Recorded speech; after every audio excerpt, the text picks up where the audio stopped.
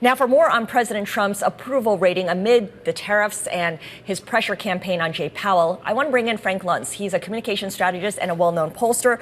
Frank, always a pleasure to speak with you. We know President Trump won the 2024 election because he was seen as better than Kamala Harris on managing the economy. So I'm curious, how does the public see his leadership on the economy now? Well, this is important because I want viewers to understand that among those who voted for Donald Trump, they're going to back him no matter what happens. If the markets go down, they should have gone down. They were too high priced. If countries stop doing business with us, it doesn't matter because we shouldn't be doing business with them. That the Trump voters are willing to justify just about anything that Donald Trump does because they are truly loyalists. And I've never seen anything like this in my political career, that kind of commitment to a president, even in bad times. Now, the reason why his numbers have come down is among independents. These are people who swung to Trump at the last moment because they thought that Harris was incapable of lowering prices, managing the economy, addressing immigration, and otherwise being president. And those are the people who are very concerned about what's happening right now. I'm saying to people that even though the 401ks are being crushed over the last 2 to 3 weeks, that those who voted for him are still behind him, and they will justify just about anything. Well, we've seen how the White House will blame the Biden White House, for instance, for some of the conditions that led to Trump making changes to trade policy. At what point does the president own the economy? Scott Bessent and Howard Lutnick have suggested that it won't be until the second half of this year. Until then, they state that it is Joe Biden's economy. Is that how the public sees it as well? In every election up to this point, that was how the public saw it. They would assume that sometime around the 4th of July is about the time that, in normal times, the new president would be held accountable. Not this time. And it's because of this president and how he's approached all these various issues. He floods the zone. That is true. He pushes and prods and is more aggressive than any president that we've seen. It's really since FDR. And so he's going to be held responsible. But they're not. Consumers are not saying that this is a bad thing. And that's something I've never seen before. In the focus groups that we're doing right now, Trump's voters do believe that prices have gone up. They do believe that their 401ks have gone down. But they are not holding the president responsible, at least not yet, because they believe that these are things that have to be done. They should have been done during the Biden administration, and they'll give Donald Trump leeway, at least for now, to keep making decisions that he's making. Right, and he's alone among Republicans who get that pass from voters because they'll look to other folks maybe in the administration or in the party to put the blame on. Among President Trump's stated reasons for launching this trade war with other countries, not only just even the playing field, but also to bring manufacturing back to the United States. Is this what his voters, is this what Americans want, to bring manufacturing home, to work in factories?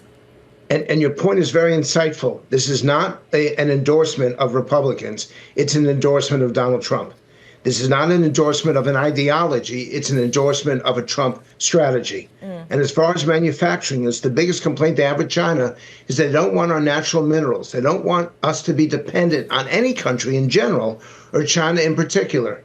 So they are prepared to pay more and suffer a little bit if it means getting off the dependency from the country like China. And that's something we've not seen before. We really are in uncharted territory. And as a pollster, I'm surprised at the intensity, at the passion that Trump voters have expressed in favor of this, even though it's costing them in their wallets and in their pocketbooks. Is there anything you see that might break the fever then? Let me answer it this way. At some point, it starts to hurt. At 15%, you can still justify it. At 20%, there is a pain. But let's see if the market continues to go down over the next couple days, because at some point, people really begin to suffer. And I want to make this emphasis. If prices were the number one issue and cost of living, cost of life, mattered so much before the election, make no mistake, it matters just as much right now. And if you have less in your bank account, less in your 401k, and you're getting nervous because you're getting close to retirement, at some point, those people have to break. But I want to emphasize to everyone who's making decisions based on interviews like this, that Donald Trump's support is so strong and so intense that they're prepared to give him a pass for now. So, Frank, I guess that brings me to my next question. What is it like to poll people right now? A large swath of the public seems to have tuned out of politics completely, avoiding news. Certainly those who didn't support President Trump and voted for Kamala Harris, for instance, or those who may have grown disillusioned. And there's a lot less engagement among that group. Yet those who support him are very engaged. So aren't we getting kind of a one-sided take on what's going on from the people who are willing to talk about this? Up to a point. First, you've got people deciding, do I buy the refrigerator? Do I buy the car? Do I try to get in and buy the house before prices go up? So those people are paying attention. They may say that it's not politics. They're paying attention to cost of living, but they are paying attention. Second is that in the focus groups that I'm doing, I separate between Trump voters, independents, and frankly, Trump haters. Because there are some people who, no matter what Donald Trump does, they will dislike it and they will criticize him. We need to be focused on what happens in 2026 in the off-year election, because should Democrats take either the House or the Senate, everything changes. All bets are off. But I'm trying to understand right now what gives people that sense of fear and anxiety. And there's one other number I'm following, which is whether the country's headed in the right direction or wrong track. And over the last 4 weeks, the wrong track numbers, the percent of Americans who think the economy is getting worse, not getting better, those numbers are increasing. And for the president to look at this, he has to wonder, it's not just about his policies, it's about his communication. Because in general, the public supports getting tough with China.